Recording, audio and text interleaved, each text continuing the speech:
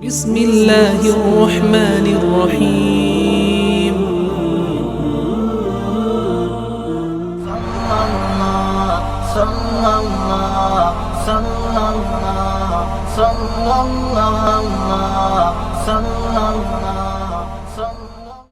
الحمد لله الذي بيده الملك وهو على كل شيء قدير. الحمد لله الذي ليس كمثله شيء وهو السميع البصير. أما بعد فأعوذ بالله من الشيطان الرجيم. بسم الله الرحمن الرحيم. ويوم يعض الظالم على يديه يقول يا ليتني اتخذت مع الرسول سبيلا يا ويلتى ليتني لم اتخذ فلانا خليلا. صدق الله العلي العظيم. وقال النبي صلى الله عليه وسلم مثل الجليس الصالح كمثل المسك ونافخ الكير، أو كما قال رسول الله صلى الله عليه وسلم. اللهم صل على محمد وعلى آل محمد وبارك وسلم. اللهم بارك على محمد وعلى آل محمد وبارك وسلم وسلم تسليما كثيرا كثيرا.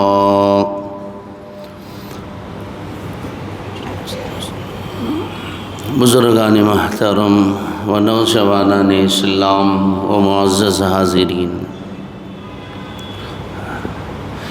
اللہ تبارک و تعالی نے ہم تمام انسانوں کو ایک وقت معین، ایک وقت مقرر تک اس دنیا کے اندر روانہ فرمایا ہے. ہر انسان کو ایک نہ ایک دن ضرور اس دنیا سے واپس لوٹ کر جانا ہے. انسان کی منزل اور اس کا مقام دنیا نہیں ہے، بلکہ اللہ کی رضا، اللہ کی خوشنودی، اس کی رحمت اور اس کی جنت بندے مومن و مسلمان بلکہ ہر انسان کی منزل اور مقام ہے. اللہ تبارک و تعالی نے اس منزل تک پہنچنے کے لیے اللہ کی رحمت اور اس کی جنت کو حاصل کرنے کے لیے جو اعمال، جو احکام، جو عبادات ہمیں عطا فرمائے ہیں، جو ذرائع اللہ تعالیٰ نے اس منزل تک پہنچنے کے لیے اس امت کو عطا فرمائے ہیں، ان ذرائعوں میں سے ایک ذریعہ نیک لوگوں کی صحبت ہے. اللہ کے نیک بندوں کے ساتھ اگر ہمارا تعلق رہے گا، اللہ کے نیک بندوں کے ساتھ ہمارا اٹھنا بیٹھنا رہے گا، صالحین کی صحبت اگر ہمیں نصیب ہوگی، تو اس کی برکت سے اللہ تبارک و تعالی ہمیں رحمت اور جنت کی اس منزل تک پہنچائیں گے. کیونکہ اللہ کا وعدہ ہے نیک اور اچھے سچے صالح لوگوں کی منزل اور ان کا مقام، ان کا مقام، ان کا ٹھکانہ جنت ہے. اسی لیے اللہ تعالیٰ نے فرمایا یا ایھا الذین آمنوا اتقوا اللہ وَكُونُوا مَعَ الصَّادِقِينَ، اے اللہ کے بندو اللہ سے ڈرو اور نیک لوگوں کے ساتھ بیٹھو، نیک لوگوں کی دوستی اور ہم نشینی اختیار کرو۔ فَعَارِضْ عَمَّنْ تَوَلَّى عَنْ ذِكْرِنَا، ایسے لوگوں سے دور رہو جو اللہ کے ذکر سے، اللہ کی یاد سے منہ موڑ جاتے ہیں۔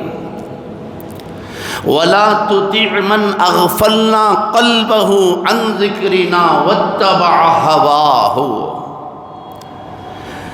نفسانی خواہشات کو منزل بنا کر من چاہی جی چاہی زندگی گزارنے والوں کی دوستی اختیار نہ کرو، ایسے لوگوں کے پیچھے نہ چلو جن کا دل اللہ کی یاد سے غافل ہے۔ اللہ تبارک و تعالیٰ نے قرآن مجید میں اچھے اور سچے نیک اور صالح لوگوں کی دوستی اور ان کی ہم نشینی اختیار کرنے کا حکم فرمایا، اور برے لوگوں کی صحبت اور اس کے برے اثرات اور اس کے نتائج اور اس کے برے انجام کو بھی ذکر فرمایا۔ اس سے بڑا برا انجام کیا ہوگا؟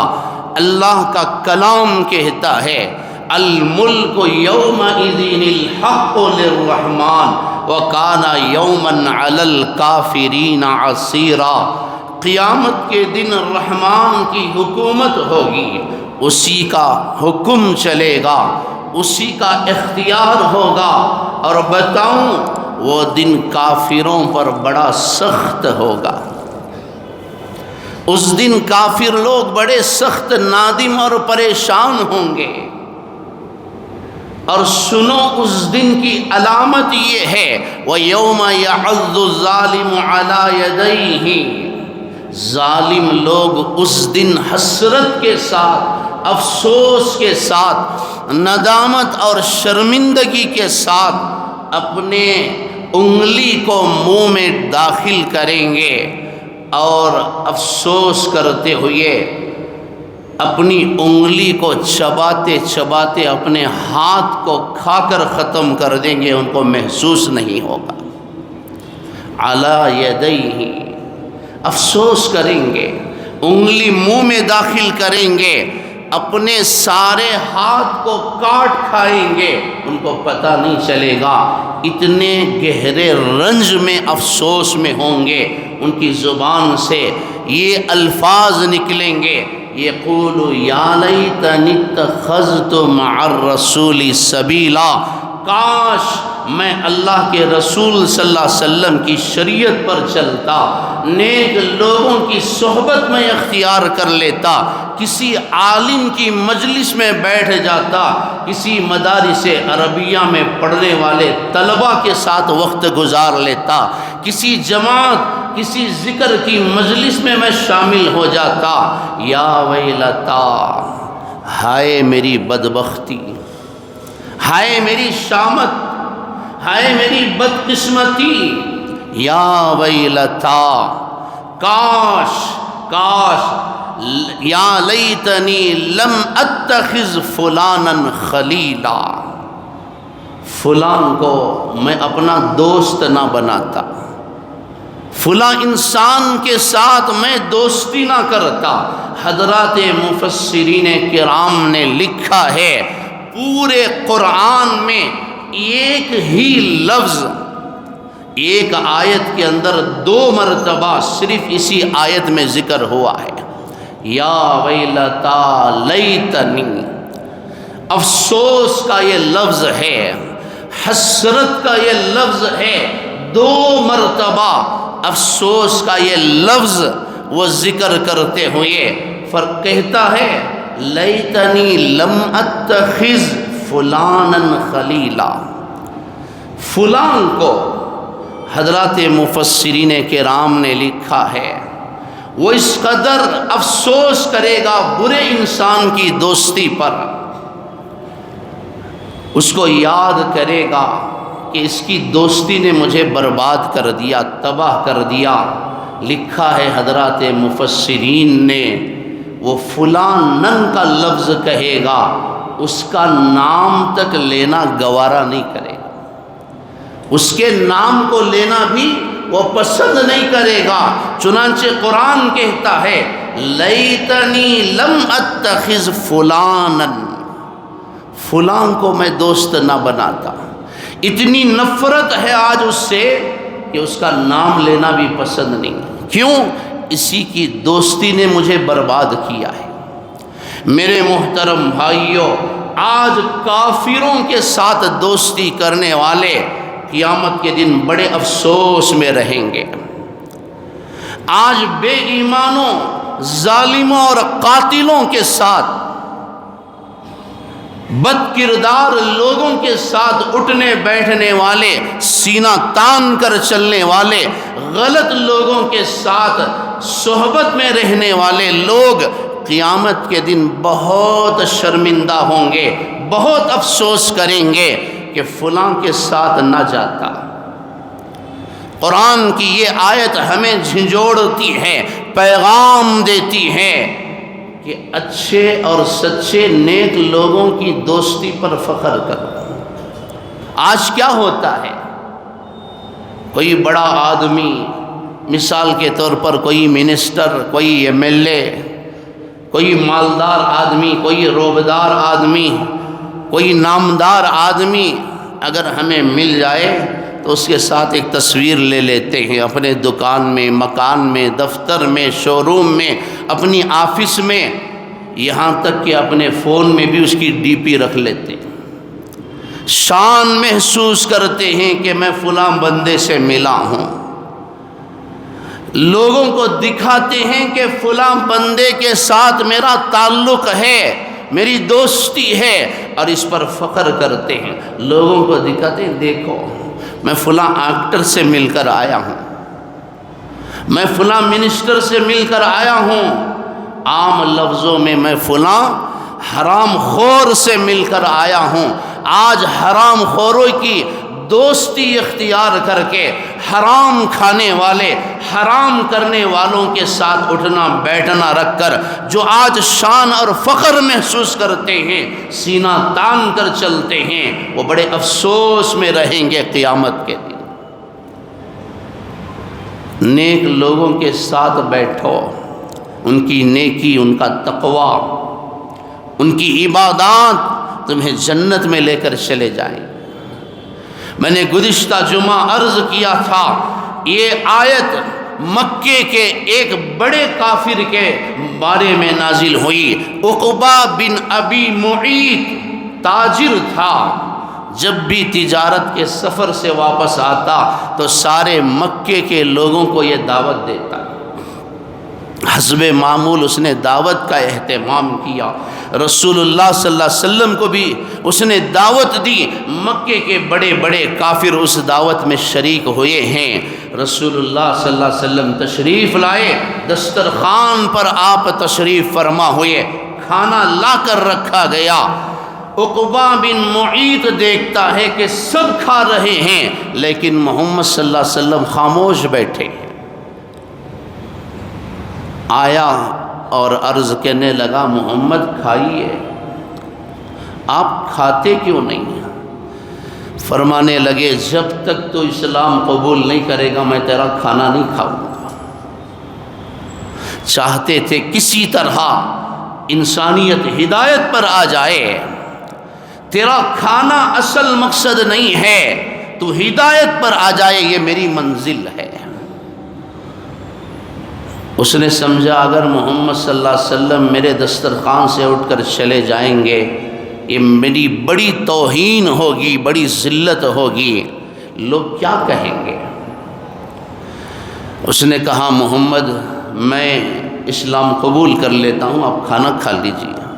آپ نے فرمایا، نہیں، جب تک تو کلمہ نہیں پڑھے گا میں کھانا نہیں کھاؤں گا۔ اس نے کلمہ پڑھ لیا، آپ نے کھانا کھایا، واپس تشریف لے گئے۔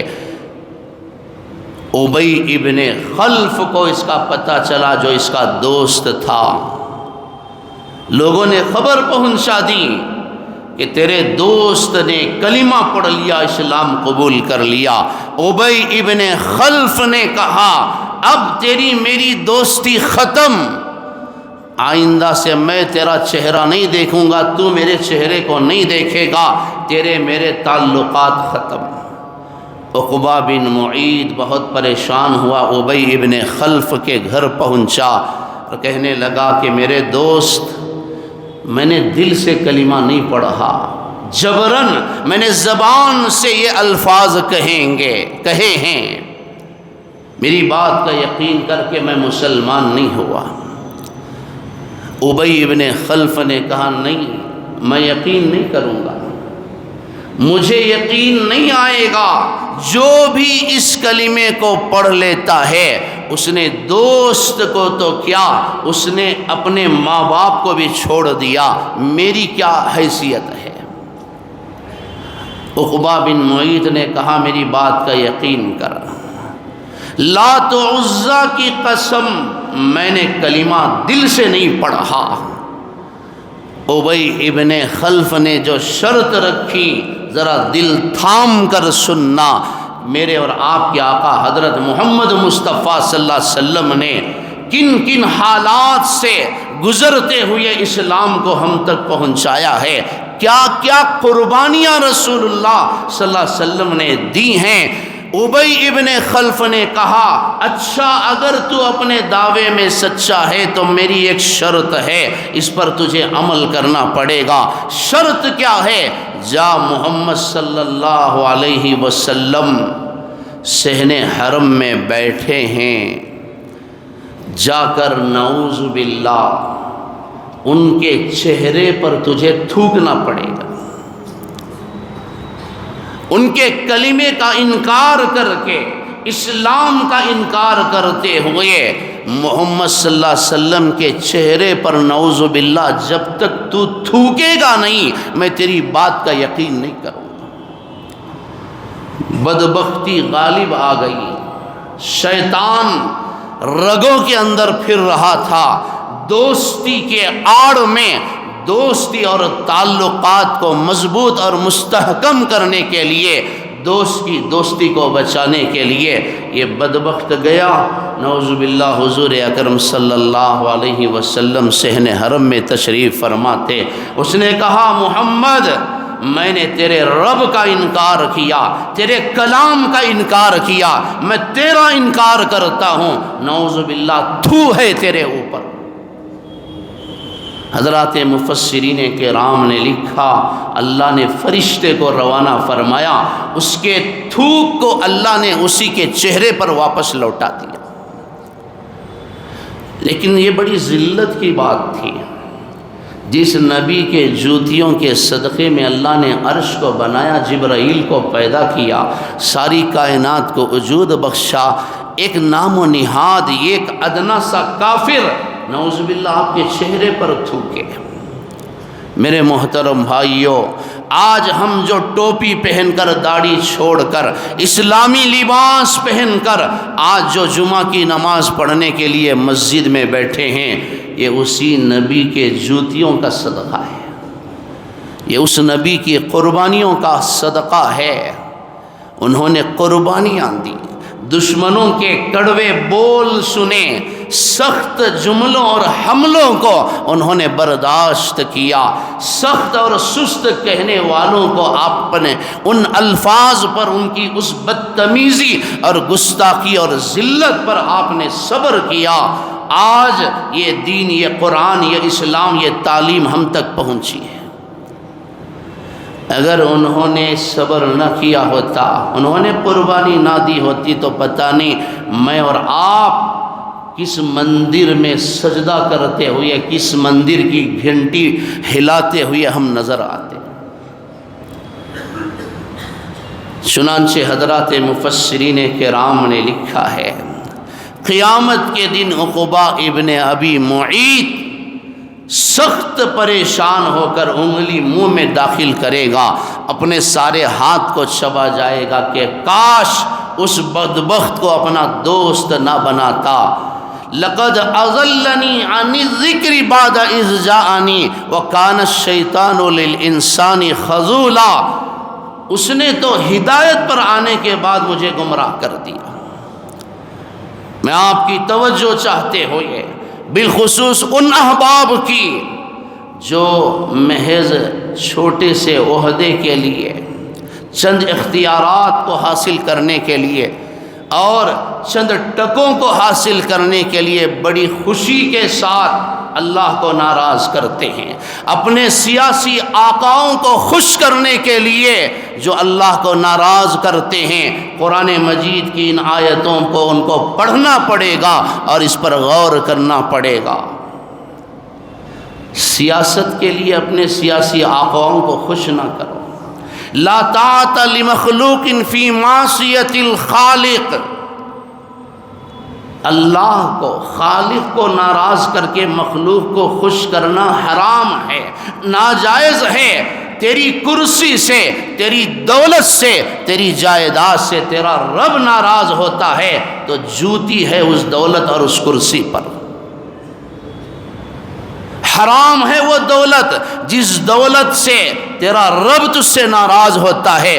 جو جائیداد، جو عہدہ اور اقتدار تیری آخرت کو بگاڑتا ہے، تجھ سے جنت کو چھین لیتا ہے، ایسا اقتدار حرام ہے تیرے لیے۔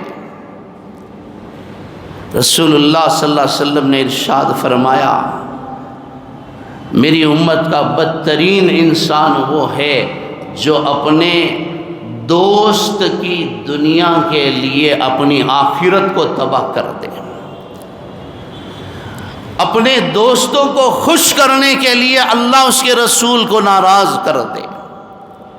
حضرات صحابہ کرام کی زندگی نمونہ ہے، ہمارے لیے آئیڈیل ہے۔ حضرت سعد رضی اللہ عنہ کلمہ پڑھ لیتے ہیں، ماں کو پتہ چلا، ماں نے بھوک ہڑتال شروع کر دی۔ ماں کو پتہ چلا کہ بچہ کلمہ پڑھ چکا ہے، ماں نے کھانا پینا چھوڑ دیا، بھوک ہڑتال پر بیٹھ گئی، کہنے لگی مر جاؤں گی اس وقت تک پانی کا ایک گھونٹ بھی نہیں پیوں گی جب تک کہ تو اسلام کو نہ چھوڑ دے۔ حضرت سعد رضی اللہ عنہ بار بار آتے ہیں، ماں کو سمجھاتے ہیں، اماں جان مجھے بدنام نہ کر، مجھے پریشان نہ کر، تجھے اللہ اس کے رسول کا واسطہ دیتا ہوں، کھانا کھا لے۔ نوالے لقمے بنا کر ماں کے منہ میں ٹھونستے ہیں، ماں انکار کر دیتی ہے، کھانا چھوڑ دیتی ہے۔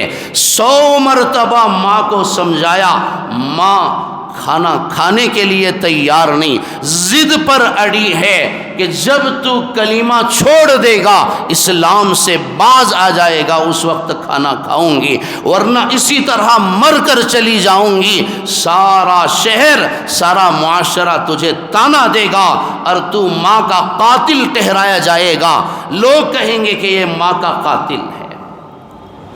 حضرت سعد رضی اللہ عنہ کو ایمانی غیرت جاگتی ہے، جوش میں آتے ہیں، کہنے لگے اماں جان تیری جیسی 100 ماؤں کو چھوڑ سکتا ہوں، اسلام چھوڑ نہیں سکتا،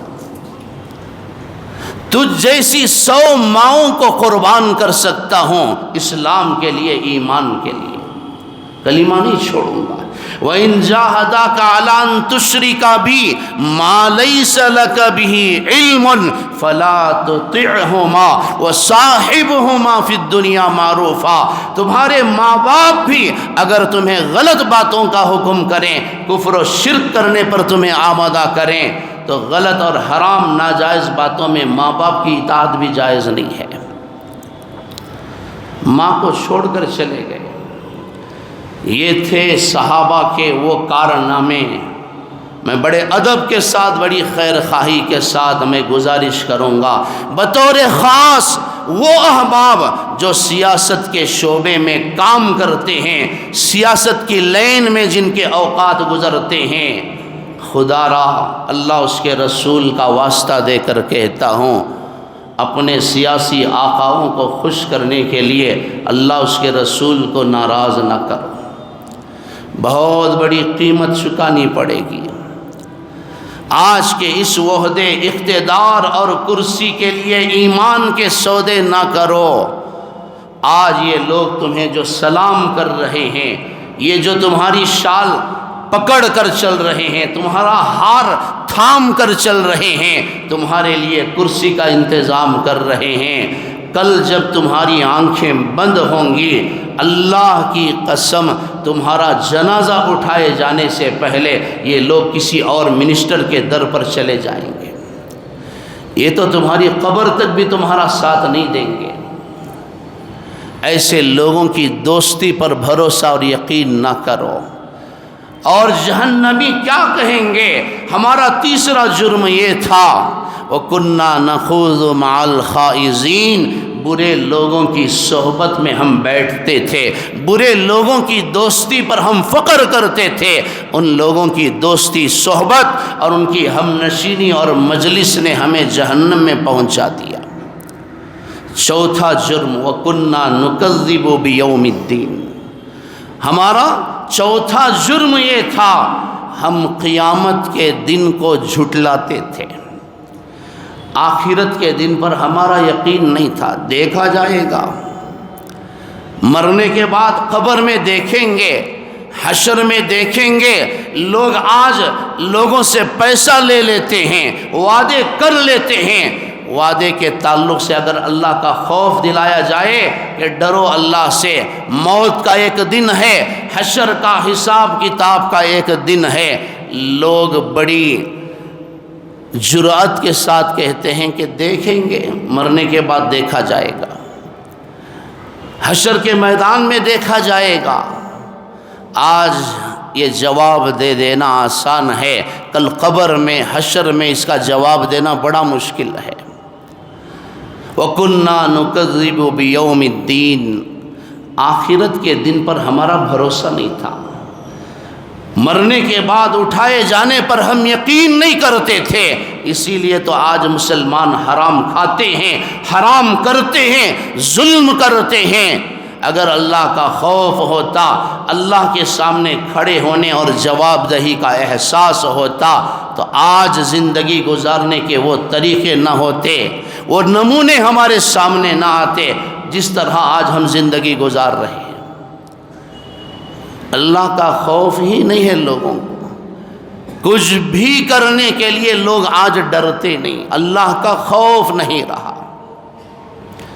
اور رسول اللہ صلی اللہ علیہ وسلم کے لائے ہوئے پیغام اور آپ کی تعلیمات پر سب سے زیادہ شک کفار و مشرکین کو اس بات پر ہوتا تھا کہ مرنے کے بعد ہم دوبارہ کیسے زندہ کیے جائیں گے۔ اَإِذَا مِتْنَا وَكُنَّا تُرَابًا وَعِظَامًا أَإِنَّا لَمَبْعُوثُونَ، جب ہم مر جائیں گے، ہمارا گوشت، ہماری ہڈیاں قبر کے کیڑے مکوڑے کھا کر ختم کر دیں گے، قبر کی مٹی ہمیں کھا کر ختم کر دے گی، تو کس طرح ہم زندہ کیے جائیں گے؟ اَإِنَّا لَمَبْعُوثُونَ، کیا پھر دوبارہ ہمیں اٹھایا جائے گا؟ کیا پھر دوبارہ اِنَّا لَمَدِينُونَ ہمیں زندہ کیا جائے گا؟ یہ کیسے ہو سکتا ہے؟ اے محمد صلی اللہ علیہ وسلم، اگر تو اپنے دعوے میں سچا ہے تو چل، ہم تجھے لے کر قبرستان کو جاتے ہیں، وہاں ہمارے باپ دادا مرے پڑے سوئے پڑے ہیں، ان کو اٹھا کر ان کو زندہ کر کے دکھا، پھر تیرا کلمہ ہم پڑھیں گے۔ مرنے کے بعد پھر دوبارہ اٹھائے جانے کا تیرا یہ دعویٰ سچا ہے تو ہمارے باپ داداؤں کو زندہ کر کے دکھا۔ ہوگا، ما ينظرون الا صیحة واحدہ، ضرور ہوگا۔ اللہ تبارک و تعالی فرماتے ہیں انتظار کرو اس گھڑی کا، فرشتے کی ایک پکار پر، فرشتے کی ایک چیخ پر تم سب مٹی جھاڑتے ہوئے کھڑے ہو جاؤ گے، تم سب کو لایا جائے گا۔ وَكُلُّهُمْ آتِيهِ يَوْمَ الْقِيَامَةِ فَرْدًا، ایک ایک کو لا کر قیامت کے دن جمع کیا جائے گا۔ آج کہو جو کچھ کہنا ہے، کفار مکہ اس پر بڑا اعتراض کرتے تھے، یقین نہیں کرتے تھے۔ قرآن مجید کے 22ویں پارے میں سورہ یاسین کے آخری رکوع میں اللہ تعالیٰ نے اس مضمون کو ذکر فرمایا ہے۔ مکے کا ایک کافر تھا عاص ابن وائل۔ ایک دن وہ حضور صلی اللہ علیہ وسلم کی خدمت میں حاضر ہوتا ہے، اور آتے آتے ایک جانور کی ہڈی وہاں پڑی تھی، پرانی اور بوسیدہ ہو چکی تھی۔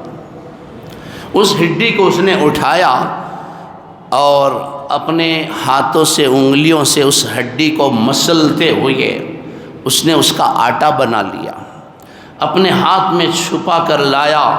حضور صلی اللہ علیہ وسلم تشریف فرما تھے، اس نے کہا یا محمد اتزعم ان ربک یحیی ھذہ وہی رمیم، اے محمد۔ آ کر اس نے کہا، چونکہ وہ ہڈی کا آٹا بنا کر لایا تھا، لا کر اس نے حضور صلی اللہ علیہ وسلم کے سامنے اس طرح پھونک ماری، وہ آپ کے چہرے اور آپ کے کپڑوں پر جا کر پڑا۔ ذلت کی انتہا، توہین اور گستاخی کی کوئی حد نہیں، کوئی ایسی ترکیب، کوئی ایسی تدبیر ان کافروں نے نہیں چھوڑی جس سے وہ لوگ اللہ کے رسول کو ذلیل کرتے، نعوذ باللہ۔ اس نے پھونک ماری، وہ آٹا آ کر آپ کے چہرے انور پر پڑتا ہے۔ کافر نے کہا اتزعم، تیرا گمان ہے، تیرا دعویٰ ہے، ان ربک، تیرا رب، یحیی ھذہ، اس ہڈی کو پھر دوبارہ زندہ کرے گا، وہی رمیم، دیکھ میں نے اس کا آٹا بنا دیا، میں نے اسے ریزہ ریزہ کر دیا، بھلا یہ کیسے زندہ ہوگا؟ پھر سے تیرا رب اسے کیسے انسان بنا کر کھڑا کرے گا؟ اللہ تبارک و تعالی نے جبرائیل کو بھیجا۔ اللہ تعالیٰ نے جبرائیل علیہ السلام کو روانہ فرمایا، اس کی اس گستاخی پر اللہ نے قرآن کو اتار دیا۔ اولم یر الانسان انا خلقناہ من نطفہ فاذا هو خصیم مبین، اے جبرائیل جاؤ میرے حبیب سے کہو، ہم اس کا جواب دیتے ہیں، اس کافر کے سوال کا جواب ہم دیں گے۔ میرے حبیب سے کہو کہ میں سمجھاؤں گا اس نادان کو جو اپنی دولت کے زعم میں آپ سے متکبرانہ انداز سے پیش آ رہا ہے، آپ سے بڑے توہین اور گستاخ آمیز لہجے میں بات کر رہا ہے۔ اے جبرائیل جا اور اس نادان سے کہہ اولم یر الانسان، دیکھو اس انسان کو، دیکھو اس نادان کو، انا خلقناہ من نطفہ، جسے میں نے نطفے سے، ناپاک قطرے سے پیدا کیا، یہ تو تھا ہی نہیں، میں نے اسے وجود بخشا، ونسی خلقا، یہ اپنی اوقات کو بھول گیا، اپنی تخلیق کو یہ بھول گیا، فاذا هو خصیم مبین، اور میرے نبی سے حجت کرتا ہے، جھگڑا کرتا ہے، بحث و مباحثہ کرتا ہے، وضرب لنا مثلا، اور مثال بیان کرتا ہے، میرے نبی کے سامنے مثال پیش کرتا ہے، ہڈی لا کر اس کا آٹا بنا کر میرے نبی سے حجت کرتا ہے، ونسی خلقا، اپنی اوقات کو بھول گیا، قال من یحیی العظام وہی رمیم، پوچھتا ہے کون اس ہڈی کو زندہ کرے گا؟ قل، اے میرے حبیب صلی اللہ علیہ وسلم فرما دیجئے، یحییھا الذی انشأھا اول مرہ، وہی ذات ان ہڈیوں میں پھر دوبارہ جان ڈالے گی جس ذات نے پہلی مرتبہ اسے پیدا کیا تھا۔ تو تھا ہی نہیں، اللہ نے تجھے دنیا میں لایا، اور تیری اوقات کیا ہے؟ نطفہ ہے، ناپاک قطرہ ہے، بدن کو لگ جاتا تو غسل واجب ہو جاتا، اپنی اوقات کو بھول گیا، اپنی حیثیت کو بھول گیا، آج کرسی پر بیٹھ کر، آج عہدے پر بیٹھ کر، آج حرام کے چند پیسے گنتے ہوئے اپنی اوقات کو بھول کر اللہ سے حجت کرتا ہے، اللہ کو ناراض کرتا ہے، اللہ اس کے رسول کو ان سے اعلان جنگ کرتا ہے، اپنی اوقات کو بھول گیا۔ وَنَسِيَ خَلْقًا، اے میرے حبیب کہیے، ہم اس کا جواب دیتے ہیں، وہی ذات پھر دوبارہ اسے پیدا کرے گی، اسے کھڑا کرے گی، جس نے اول مرتبہ وَهُوَ بِكُلِّ خَلْقٍ عَلِيمٍ، وہ ہر چیز کو پیدا کر سکتا ہے۔ اس نے بغیر ماں باپ کے آدم کو پیدا کیا، بغیر ماں کے اس نے حوا کو پیدا کیا، بغیر باپ کے اس نے عیسیٰ کو پیدا کیا۔ دنیا میں کوئی درخت نہیں تھا، اس نے اتنے درختوں کو پیدا کیا، اور دنیا میں کوئی پتھر نہیں تھا، اتنے پہاڑوں کو اس نے پیدا کر دیے۔ دنیا میں پانی کا ایک قطرہ نہیں تھا، تمہارے رب نے اسے وجود میں لایا۔ أَوَلَيْسَ الَّذِي خَلَقَ السَّمَاوَاتِ وَالْأَرْضَ بِقَادِرٍ عَلَىٰ أَن يَخْلُقَ مِثْلَهُمْ بَلَىٰ وَهُوَ الْخَلَّاقُ الْعَلِيمُ، اسے کہیے کہ وہ ذات ہر چیز پر قادر ہے، قدرت رکھتی ہے، پھر وہی دوبارہ اسے زندہ کرے گی۔ وَكُنَّا نُكَذِّبُ بِيَوْمِ الدِّينِ، ہم قیامت کے دن کو جھٹلاتے تھے، آخرت کے دن کو بھول کر زندگی گزارتے تھے۔ میرے محترم بھائیوں، حج کو جانے سے پہلے ذرا ضرور سوچنا کہ کتنے بندوں کا حق میں سر پہ لے کر جا رہا ہوں۔ یہ وہی لوگ کرتے ہیں جن کو اللہ کا خوف نہیں ہوتا، آخرت کا ڈر نہیں ہوتا۔ کچھ کرنے سے پہلے ضرور سوچنا کہ ہماری آنکھوں کے سامنے کروڑوں کی دولت رکھ کر لوگ مر کر چلے گئے بلال قبرستان میں، یا اللہ نے جہاں ان کی قبر بنائی آج وہ سو رہے ہیں، آج ان کی دولت نے ان کو کوئی فائدہ نہیں پہنچایا۔ حرام کرنے سے پہلے، حرام کھانے سے پہلے اور کچھ ناجائز امور میں قدم رکھنے سے پہلے ضرور سوچنا کہ وہ كُنَّا نُكَذِّبُ بِيَوْمِ الدِّينِ، کہ کہیں اس چوتھی چیز قسم میں ہم شامل نہ ہو جائیں۔ اللہ سے ڈرتے ہوئے ہم کو زندگی گزارنا ہے۔ 4 جرائم۔ ہمارا پہلا جرم لم نکو من المصلین، ہم نماز نہیں پڑھتے تھے۔ ہمارا دوسرا جرم ولم نکو نطعم المسکین، کسی غریب کو ایک وقت کا کھانا نہیں کھلاتے تھے۔ ہمارا تیسرا جرم وکنا نخوض مع الخائضین، برے لوگوں کی صحبت میں ہم بیٹھتے تھے۔ ہمارا چوتھا جرم وکنا نکذب بیوم الدین، آخرت کے دن کو ہم جھٹلاتے تھے۔ حساب و کتاب کا ہمیں خوف نہیں تھا۔ کیا ہوا؟ حتی آتانا الیقین، اسی حالت میں ہمیں موت آ گئی۔ فما تنفعہم شفاعت الشافعین، آج کوئی ہماری سفارش کرنے والا نہیں ہے۔ نماز پڑھتے تو نماز بچا لیتی، کسی غریب کی مدد کرتے تو غریب کی دعا ہمیں بچا لیتی، کسی عالم اور نیک انسان کی صحبت میں بیٹھتے تو اس کی دوستی اور ہم نشینی ہمیں جنت میں لے کر چلی جاتی۔ اللہ سے ڈرتے ہوئے زندگی گزارتے تو آج اللہ کا خوف ہمیں بچا لیتا۔ ان 4 جرائم کی وجہ سے ہم جہنم رسید ہوئے ہیں۔ ہم سوچیں کہ آج ان 4 غلطیوں میں سے کون سی غلطی میں ہم مبتلا ہیں، اور اللہ سے دعا کیجئے کہ اللہ تبارک و تعالی ان 4 جرائم سے ہم سب کی حفاظت فرمائے، پورے عالم اسلام کی حفاظت فرمائے۔ وآخر دعوانا الحمد للہ رب العالمین۔